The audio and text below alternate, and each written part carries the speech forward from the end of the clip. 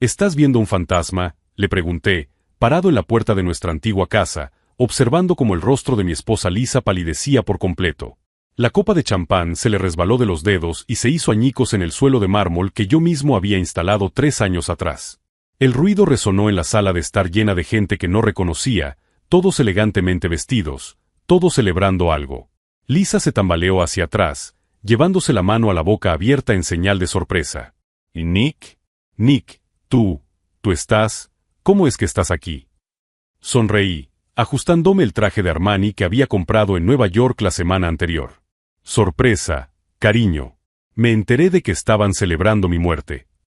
Me llamo Nick Thompson y, a mis 32 años, acababa de descubrir que mi propia esposa había organizado mi funeral hacía 6 meses. El problema es que yo no estaba muerto. Estaba ocupado convirtiéndome en millonario. La música se detuvo abruptamente. Las conversaciones cesaron. 15 personas en mi sala de estar me miraban como si fuera una aparición.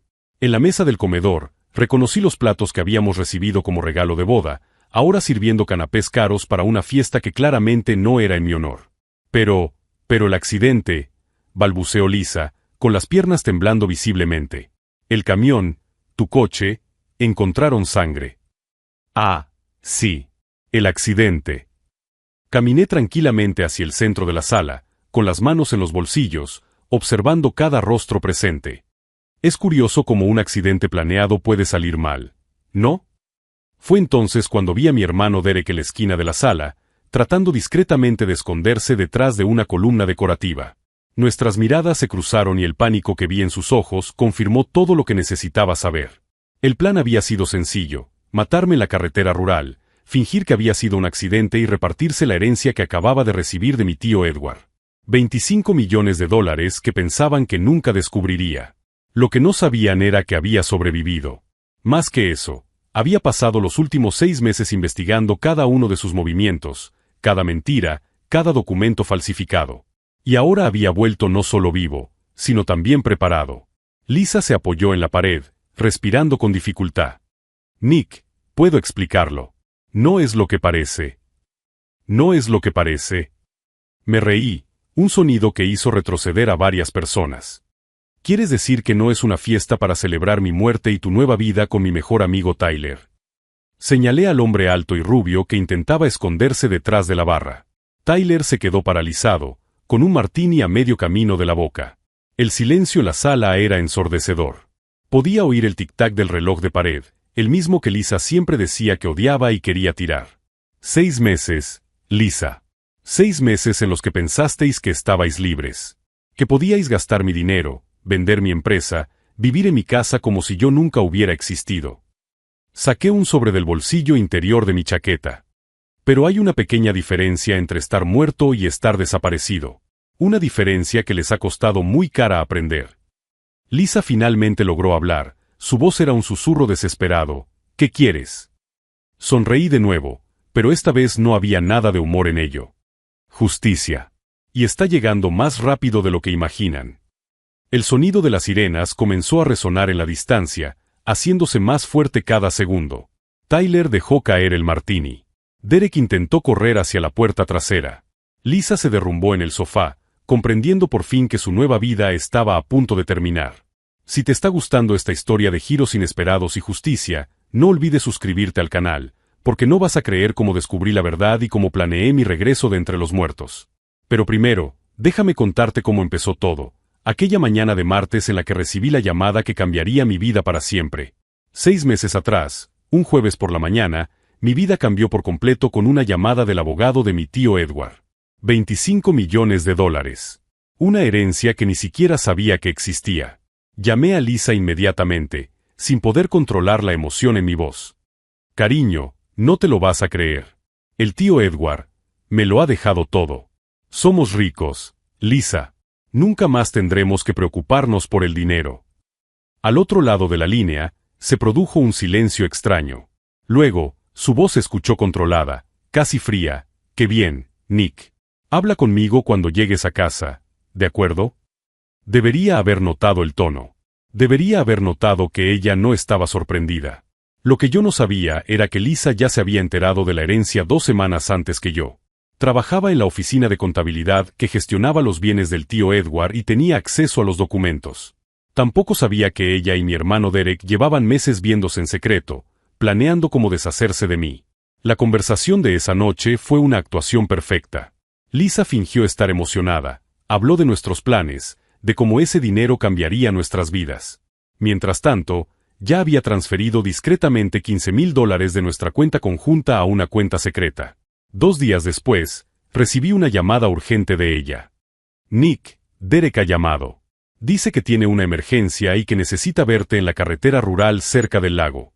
Algo sobre que su negocio está en quiebra. Mi hermano Derek siempre ha sido problemático. Adicto al juego, siempre debía dinero a gente peligrosa.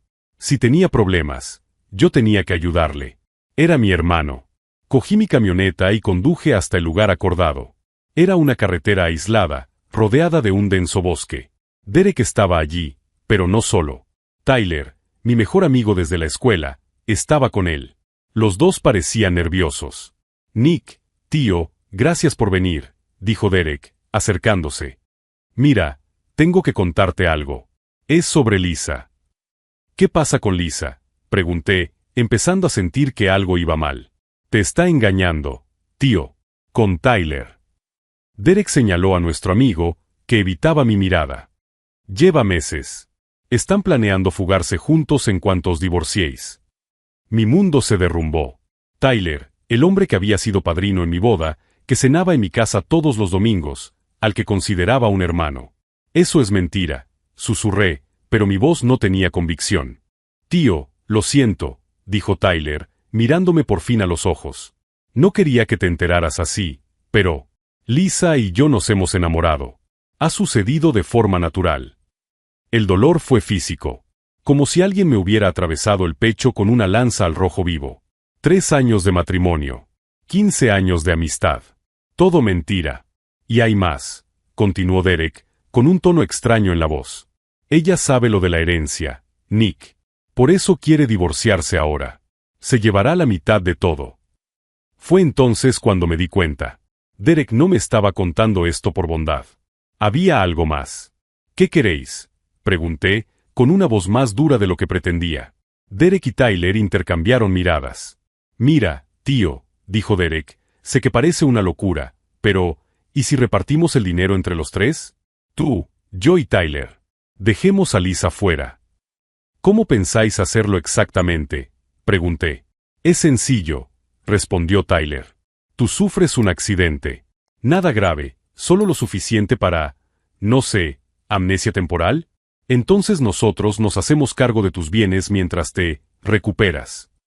Estaban hablando de hacerme daño. Mi propio hermano y mi mejor amigo. Se han vuelto locos, exploté. ¿Creen que voy a dejar que me ataquen?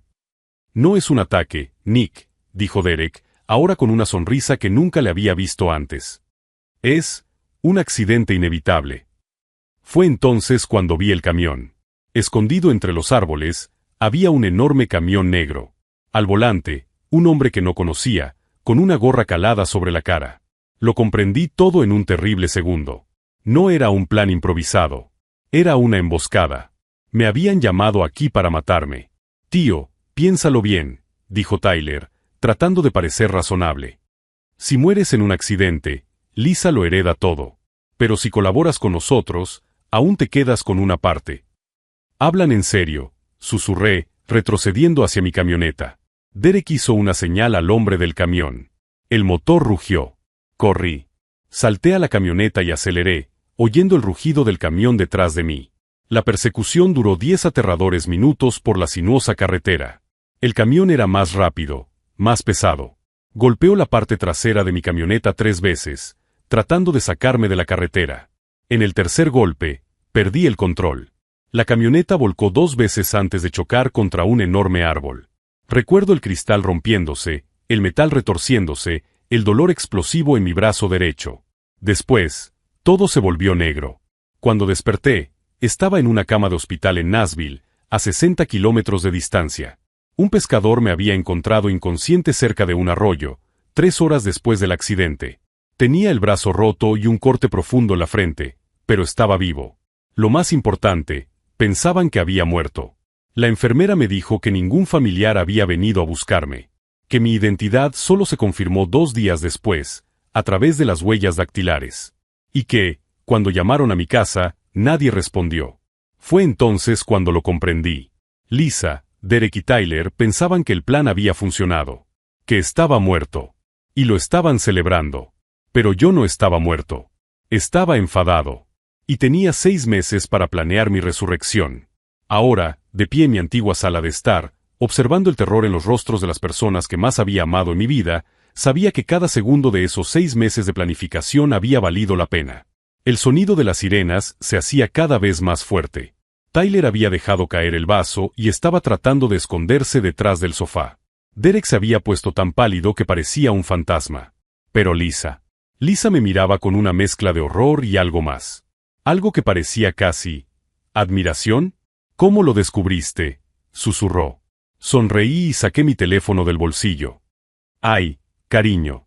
¿De verdad crees que pasaría 6 meses lejos de casa sin investigar por qué mi propia familia no me echaba de menos?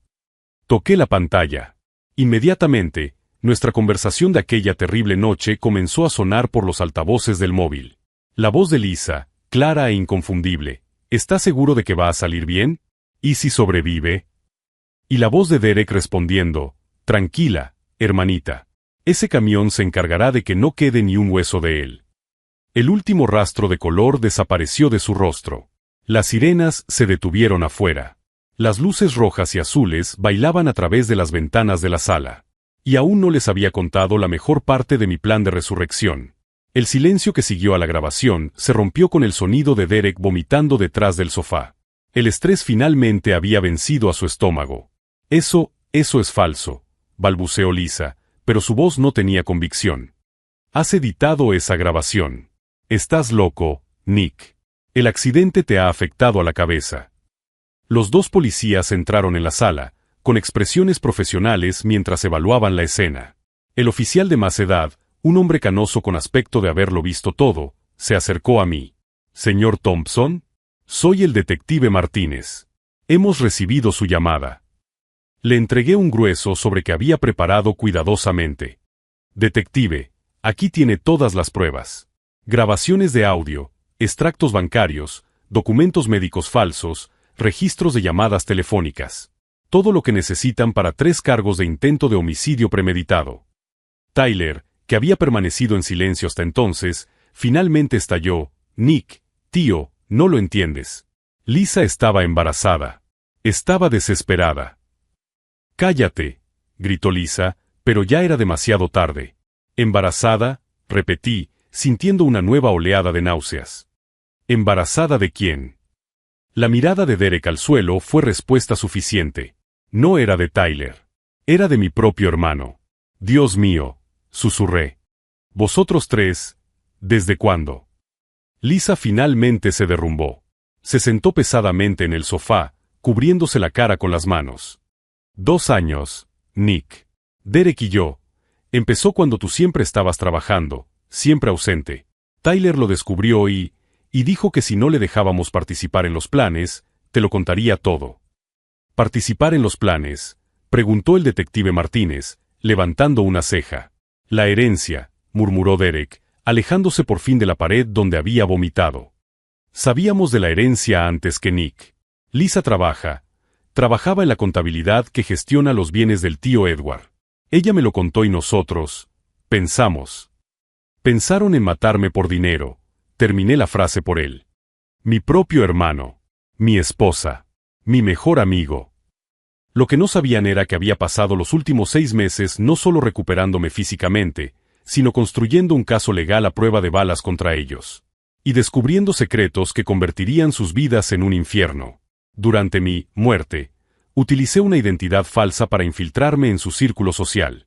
Descubrí que Derek no le debía dinero a los prestamistas, sino que estaba robando dinero a personas mayores mediante una estafa de inversiones. Tyler no solo era un participante reacio, sino que llevaba meses chantajeando a Lisa, obligándola a transferir dinero de la cuenta de la empresa en la que trabajaba a cuentas que él controlaba. Y Lisa vendía información confidencial de clientes ricos a bandas especializadas en robos en viviendas. Su trabajo no era la contabilidad. Era espionaje financiero. Detective, dije, sacando otro sobre del bolsillo interior de mi chaqueta. Aquí tiene las pruebas de los otros delitos. Estafa a personas mayores, chantaje y asociación con una organización criminal. Derek palideció. ¿Cómo lo descubrió? Sonreí, pero no había calidez en esa sonrisa.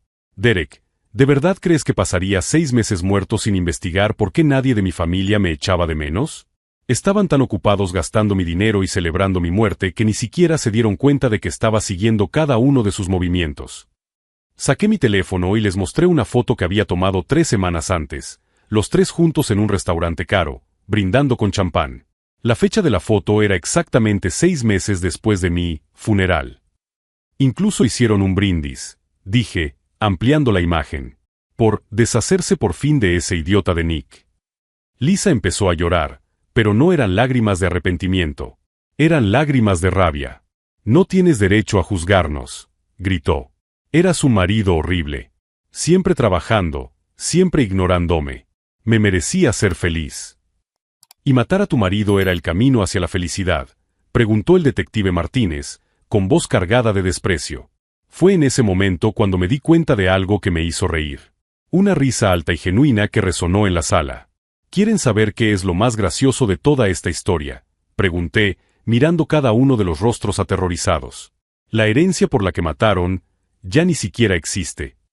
El silencio fue absoluto. ¿Qué?, susurró Lisa.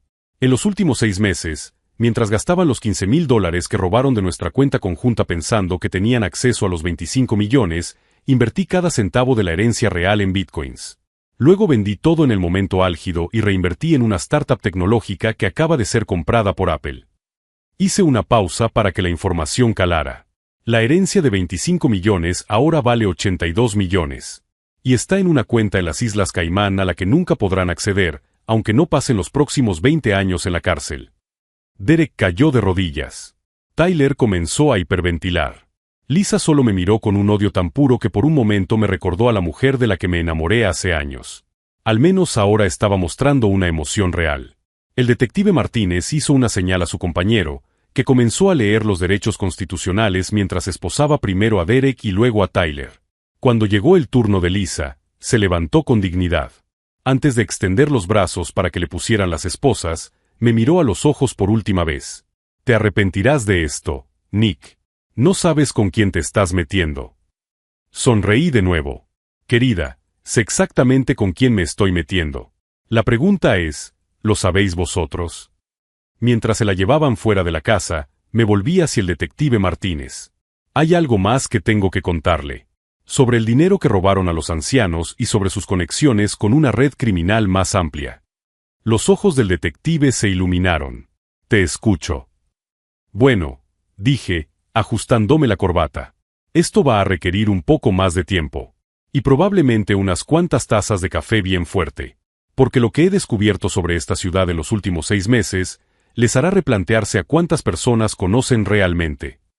Mientras salíamos de la casa, miré atrás por última vez. 6 meses atrás, era solo Nick Thompson, un hombre común casado con una mujer a la que creía amar, hermano de alguien en quien confiaba, amigo de alguien a quien respetaba. Ahora era Nick Thompson, el fantasma que había regresado de entre los muertos para atormentar a los vivos. Y el tormento apenas comenzaba. Pero había algo que aún no le había contado al detective Martínez. Algo sobre la verdadera razón por la que había permitido que creyeran en mi muerte durante tanto tiempo.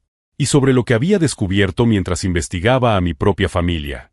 Lo que el detective Martínez no sabía era que había pasado los últimos 6 meses no solo recopilando pruebas, sino construyendo la red de investigación más elaborada que una persona común había orquestado jamás.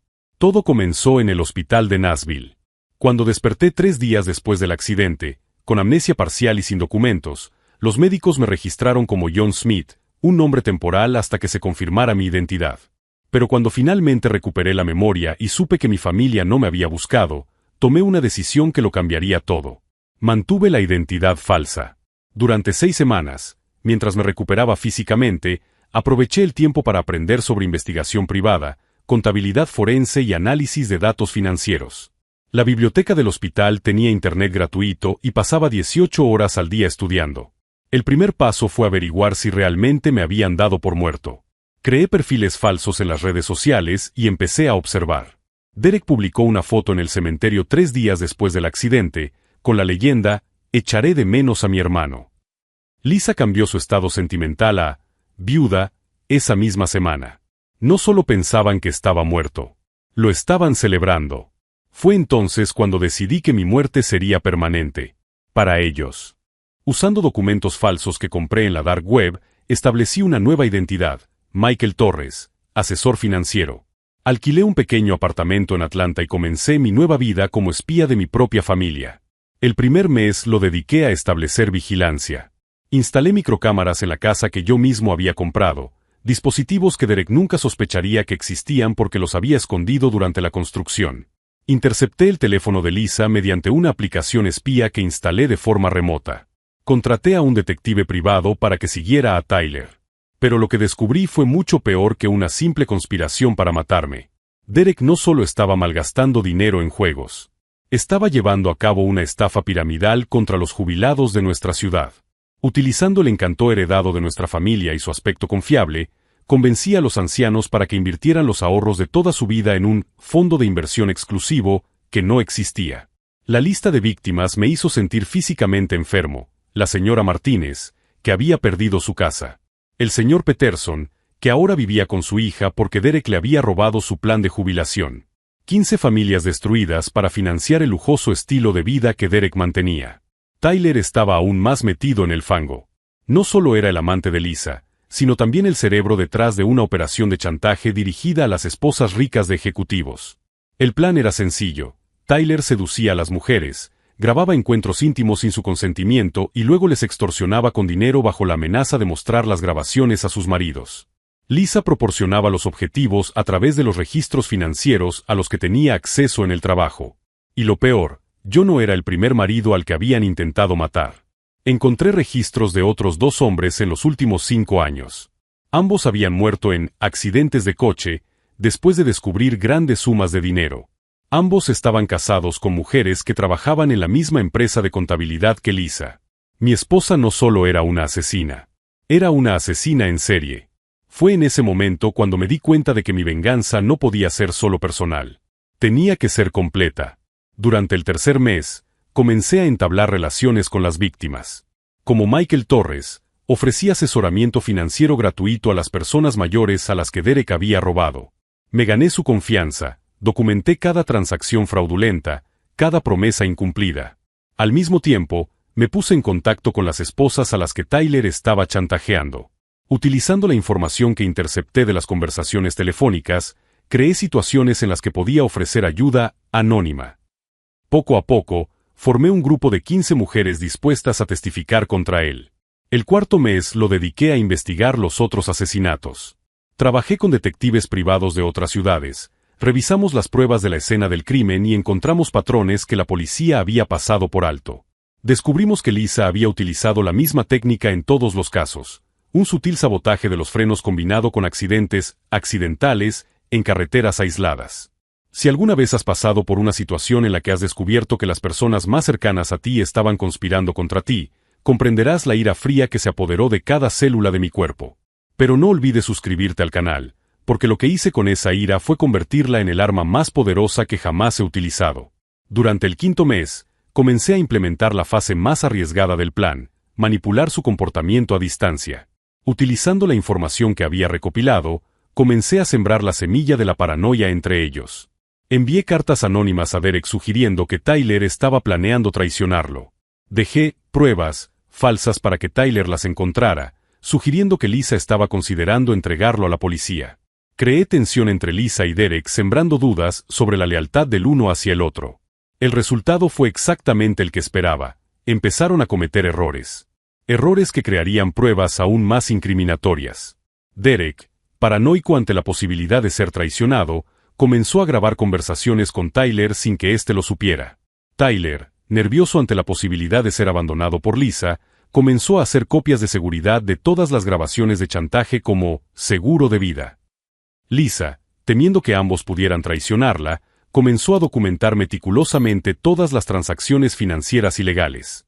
Cada uno de ellos estaba creando pruebas contra los otros dos, sin darse cuenta de que yo lo estaba recopilando todo. En el 6º mes, finalmente llegó el momento que había planeado desde el primer día, mi regreso de entre los muertos. Pero había un elemento de mi venganza que aún no le había revelado al detective Martínez. Un elemento que haría que su caída no solo fuera legal, sino también públicamente humillante. Durante esos 6 meses, mientras ellos vivían mi vida y gastaban mi dinero, yo había estado construyendo algo mucho más grande que una simple investigación criminal. Había estado construyendo un documental. Cada conversación grabada, cada transacción fraudulenta, cada momento de crueldad casual había sido capturado en alta definición. Trabajé con un cineasta independiente de Atlanta, financiando en secreto un proyecto que expondría no solo sus crímenes, sino también la red de corrupción más amplia de la que formaban parte. El documental se estrenaría simultáneamente con los arrestos, asegurando que sus caídas no solo fueran privadas, sino que quedaran permanentemente grabadas en la historia digital. Mientras el detective Martínez revisaba las pruebas que yo le había proporcionado, yo miraba por la ventana del coche patrulla y veía cómo metían a Derek en el asiento trasero de otro coche. Estaba llorando, comprendiendo por fin que no había escapatoria. Pero aún no sabía nada del documental. Ninguno de ellos lo sabía. Y cuando lo descubrieran, a la mañana siguiente, cuando se despertaran en la cárcel y vieran sus delitos retransmitidos a todo el país. Bueno, eso sería la guinda del pastel de mi resurrección. El detective Martínez cerró la carpeta y me miró con una expresión de admiración renuente. Señor Thompson, en 20 años de carrera, nunca había visto una investigación civil tan completa. Esto es suficiente para meter a los 3 entre rejas por el resto de sus vidas. Sonreí, ajustándome mi reloj Rolex, un regalo que me había comprado con las primeras ganancias de mis inversiones. Detective, esto es solo el comienzo. Mañana, el mundo entero sabrá quiénes son realmente. Pero había una última sorpresa que había guardado. Una sorpresa que convertiría su humillación pública en algo aún más devastador. La última sorpresa que había guardado no era solo un documental. Era una transmisión en vivo. Mientras el detective Martínez terminaba de revisar las pruebas, saqué mi teléfono y toqué un icono rojo en la pantalla. Inmediatamente, todos los televisores de la comisaría se encendieron simultáneamente, mostrando el logotipo Justice Life, el regreso de los muertos. ¿Qué diablos?, murmuró el detective, observando las pantallas. Hace 2 horas, expliqué con calma, comencé a transmitir en vivo toda esta operación. 52.000 personas están viendo en tiempo real el arresto de mi propia familia. Y el número aumenta cada segundo.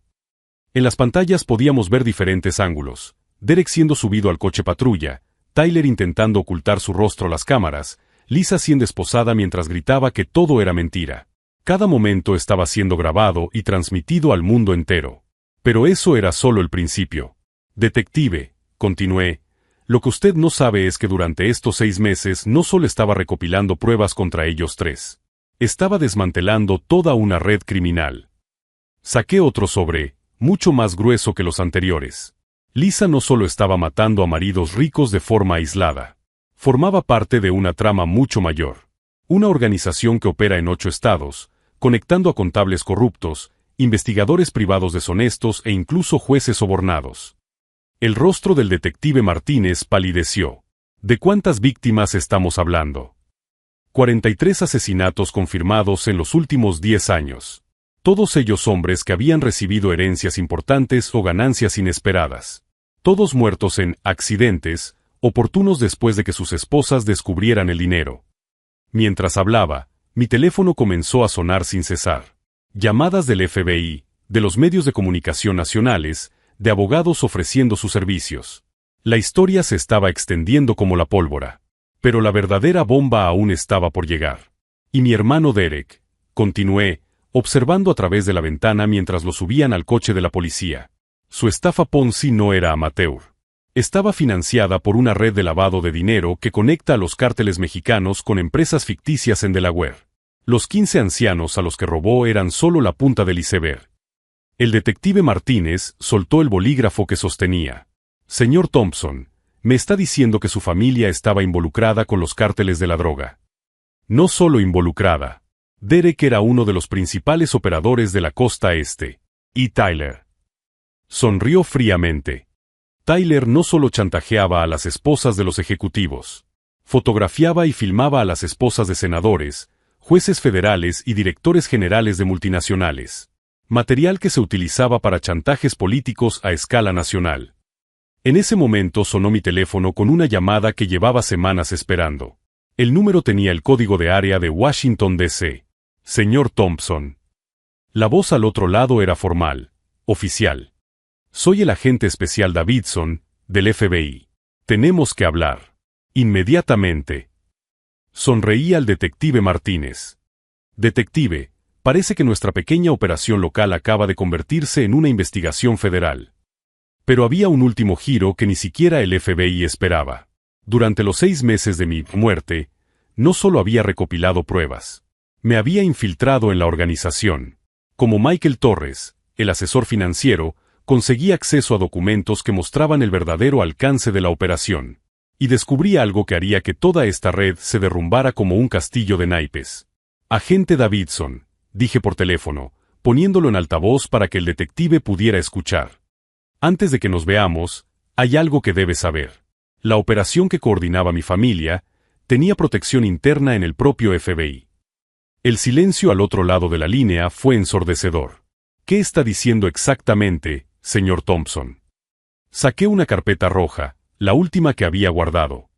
Estoy diciendo que el agente especial Richard Morrison, de la División de Delitos Financieros de Atlanta, recibió $300,000 en los últimos 2 años para enterrar investigaciones sobre muertes sospechosas de hombres ricos. Estoy diciendo que la jueza federal Sandra Chen recibió $500,000 para garantizar que los procesos de herencias impugnadas se archivaran sin juicio. El teléfono permaneció en silencio durante un largo rato. Estoy diciendo, continué, con voz cada vez más firme, que esta operación va mucho más allá de mi familia, y que las pruebas que he recopilado no solo derribarán a los criminales de base, sino también a los que los protegían desde arriba. Fue entonces cuando oí el ruido que llevaba 6 meses esperando. El sonido de varios coches patrulla llegando a la comisaría al mismo tiempo. No eran coches de la policía local. Eran SUV negros con matrículas federales. A través de la ventana, vi a Lisa siendo trasladada de un coche de la policía local a un vehículo federal. Incluso desde lejos, pude ver el momento exacto en el que comprendió que esto había crecido mucho más allá de lo que imaginaba. Ya no se trataba solo de asesinato o fraude. Se trataba de traición a la patria. Derek, siempre el más limitado de los 3, seguía intentando negociar con los agentes federales, aparentemente ofreciendo información a cambio de un acuerdo. Tyler se había derrumbado por completo, sentado en el bordillo con la cabeza entre las manos. Señor Thompson, dijo el agente Davidson, con una urgencia en la voz que antes no tenía. Necesitamos que venga a Washington inmediatamente. Y necesitamos que traiga todo. Todas las pruebas, todas las grabaciones, todos los documentos. Claro, respondí. Pero hay una condición. ¿Qué condición? La transmisión en directo continúa. Todo este proceso, desde el arresto hasta el juicio, será público. Transparencia total. El pueblo estadounidense verá exactamente cómo funcionaba esta corrupción y cómo fue desmantelada. Hubo una pausa. Luego, un suspiro resignado. Entendido, señor Thompson. Se mantendrá la transparencia. Colgué el teléfono y me volví hacia el detective Martínez, que me miraba con una mezcla de admiración y terror. Detective, dije, ajustándome la corbata por última vez. Lo que comenzó como una venganza personal acaba de convertirse en la mayor operación contra la corrupción de la historia moderna de Estados Unidos. Mientras caminábamos hacia los SUV federales, mi teléfono mostró que la transmisión en vivo había superado las 200,000 visitas. Los comentarios eran una mezcla de indignación, apoyo e incredulidad. Pero había un mensaje que me llamó la atención, de un usuario identificado simplemente como Víctima Silenciosa 47. Gracias por dar voz a los que no pudieron luchar. Mi marido murió en un accidente similar hace 3 años. Por fin tenemos esperanza de que se haga justicia. Fue en ese momento cuando comprendí completamente lo que mi resurrección había desencadenado. No se trataba solo de mi familia. Se trataba de todas las familias destruidas por esta red de codicia y corrupción. Se trataba de todas las voces que habían sido silenciadas y que ahora tendrían la oportunidad de ser escuchadas. Entré en el SUV federal sabiendo que mi antigua vida como Nick Thompson había muerto definitivamente en esa carretera hacía 6 meses. El hombre que estaba resurgiendo de sus cenizas era alguien completamente diferente. Alguien que había visto el lado más oscuro de la naturaleza humana y había decidido luchar contra él, sin importar el precio. Mientras salíamos de la comisaría, vi a través de la ventana trasera la multitud de periodistas que se había formado. Las luces de las cámaras, los micrófonos que se extendían, las preguntas que se gritaban al aire. Mi venganza personal se había convertido en una revolución nacional. Y eso era solo el comienzo. 2 años después, sentado en la terraza de mi nueva casa en Colorado, contemplo las montañas cubiertas de nieve mientras reviso el último capítulo del libro que estoy escribiendo, Resucitado, cómo sobreviví a mi propio funeral. El documental, Justice Life, El regreso de los muertos, batió todos los récords de audiencia de Netflix. 230 millones de visualizaciones en la primera semana. El impacto fue tan grande que el Congreso aprobó una nueva legislación conocida como Ley Nick Thompson, que establece protocolos más estrictos para las investigaciones de muertes sospechosas y crea una base de datos nacional para rastrear patrones de asesinatos por herencia. Marcus fue condenado a cadena perpetua sin posibilidad de libertad condicional. Durante el juicio, intentó alegar locura temporal, pero las grabaciones que yo había recopilado mostraban una clara premeditación durante meses. La última vez que supe de él, estaba en el ala de máxima seguridad, donde pasaba los días escribiendo cartas de odio que nadie lee. Derek recibió 45 años por múltiples cargos de fraude, lavado de dinero y asociación con organizaciones criminales. La estafa Ponzi que operaba había destruido las vidas de 152 familias.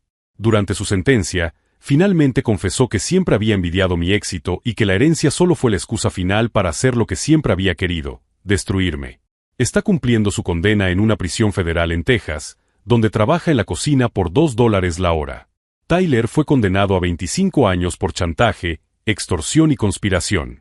Las grabaciones que había hecho de las esposas de políticos y ejecutivos provocaron la caída de 3 senadores y 2 directores generales de multinacionales. El FBI descubrió que tenía un archivo digital con más de 500 horas de material comprometedor. Fue trasladado a una prisión de seguridad media tras recibir varias amenazas de muerte de otros reclusos cuyas esposas habían sido víctimas suyas. Lisa recibió la sentencia más severa de todos. Cadena perpetua sin posibilidad de libertad condicional por 43 asesinatos premeditados. Su juicio duró 6 meses y fue televisado a nivel nacional. Durante el proceso, descubrimos que había comenzado a matar a maridos ricos cuando aún estaba en la universidad, utilizando un método que había perfeccionado a lo largo de 15 años. La investigación reveló que no solo era una asesina en serie, sino también la mentora de una red de mujeres que operaban en 12 estados diferentes. Actualmente se encuentra en el ala de aislamiento de una prisión federal de máxima seguridad, donde pasará el resto de su vida. La última información que he recibido indica que sigue negando todos los delitos y culpa a la sociedad por obligar a las mujeres inteligentes a tomar medidas drásticas para sobrevivir. Mi madre, Patricia, quizá haya recibido el castigo más doloroso de todos. No fue arrestada. Técnicamente, su única participación fue proporcionar un testimonio falso, y cooperó plenamente con las autoridades cuando comprendió el alcance de los crímenes. Pero el aislamiento social fue devastador. Durante el documental, se reveló que había firmado documentos en los que declaraba que yo era mentalmente inestable sin siquiera leer el contenido, simplemente porque Derek le dijo que era para ayudar a la familia. La humillación pública fue tan intensa que tuvo que mudarse 3 veces. Actualmente vive en un pequeño apartamento en Arizona, donde trabaja como dependienta en una tienda de conveniencia. Me llama todos los domingos. Siempre contesto.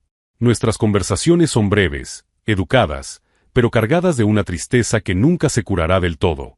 La perdoné, pero nuestra relación nunca volverá a ser la misma.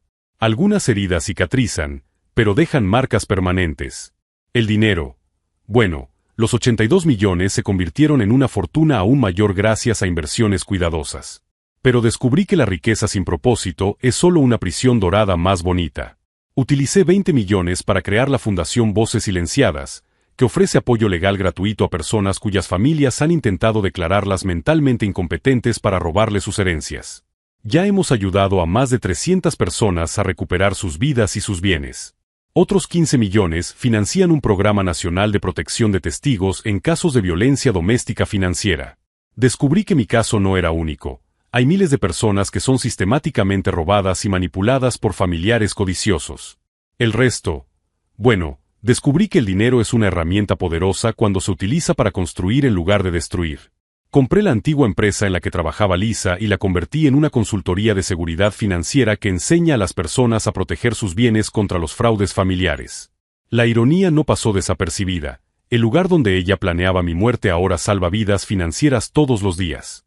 Mi vida personal también cambió por completo.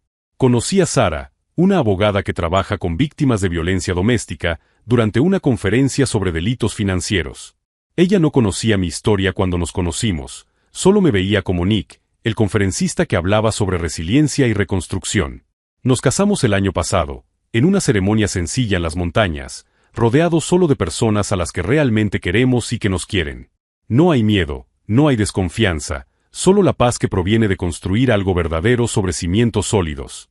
A veces, la gente me pregunta si siento remordimientos por la venganza. Si creen que fui demasiado lejos al destruir no solo las vidas de quienes intentaron matarme, sino toda una red de corrupción. Mi respuesta es siempre la misma: no busqué venganza. Busqué justicia. La diferencia es que la venganza destruye sin construir. La justicia elimina lo que está podrido para que algo sano pueda crecer en su lugar.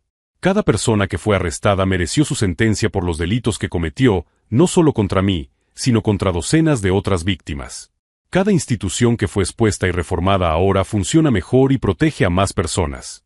Cada ley que se aprobó salva vidas.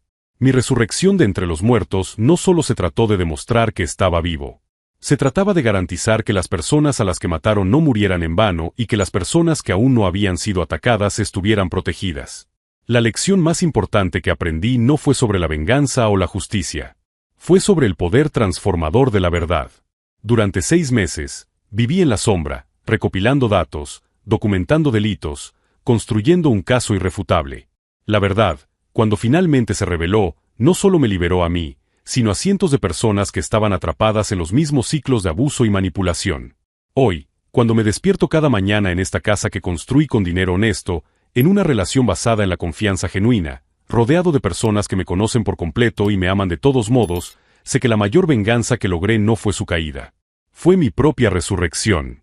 No solo como Nick Thompson, que sobrevivió a un atentado, sino como el hombre que decidió aprovechar su segunda oportunidad para ser mejor que aquellos que intentaron destruirlo.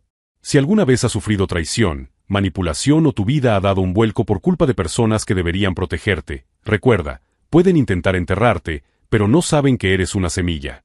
Y cuando vuelvas a brotar, serás más fuerte, más sabio y más decidido de lo que ellos jamás podrían imaginar. No olvides suscribirte al canal para conocer más historias de personas que se negaron a seguir siendo víctimas y decidieron escribir sus propios finales felices. La última vez que supe de Marcus, Derek, Tyler y Lisa, seguían cumpliendo sus condenas, probablemente arrepintiéndose de haber subestimado el poder de un hombre muerto que se negó a permanecer enterrado. Yo estoy aquí, vivo, próspero y verdaderamente libre por primera vez en mi vida. Y cada día me despierto agradecido no solo por haber sobrevivido, sino por haber descubierto quién soy realmente cuando todas las máscaras caen. A veces, morir es exactamente lo que necesitas para empezar a vivir de verdad.